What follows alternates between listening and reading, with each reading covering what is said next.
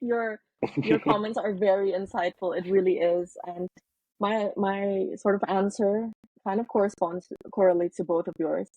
But yeah, I think like after this project, I realized how much of like for me personally, my actions are based on belonging, and Mm. how like I do everything I can to belong.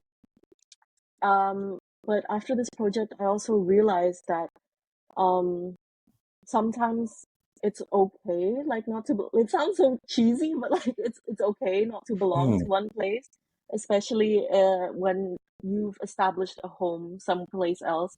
Especially in my case, it's Denmark and Indonesia are like halfway across the world, literally like 20 hours traveling away, and that's perfectly fine to just have a feeling of home in one place and a feeling of home in another. Mm. Of course, the challenges that come with it can be difficult. I'm not going to Sure. lie. But yeah, it's very much about social relationships as well, who you surround yourself with. Like Thomas mentioned, like it's so important for internationals to surround themselves with people who are, I feel like, are much more like open-minded and so much more, maybe even like-minded to the internationals themselves.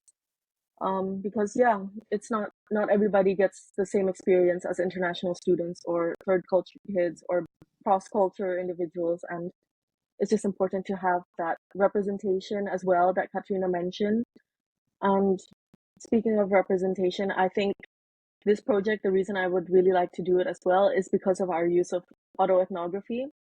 I've always been a fan of autoethnography. I've done it once before last semester, and it's just a great way for me to introduce my culture to a setting. I think our university setting is quite Western, especially very Danish, I would say. And they don't get much representation, Mm. and especially where I'm from, Indonesia, even though I'm half Danish, I resonate much more, or I identify much more with Indonesia. Mm. And I would like to communicate that through the project, through my words and my experiences, since autoethnography would allow me to do that. And I just think it's also so important for there to be representation, especially from a culture that is like a minority culture in this case. In Denmark, there's not many Indonesians at all, not many Indonesian stories.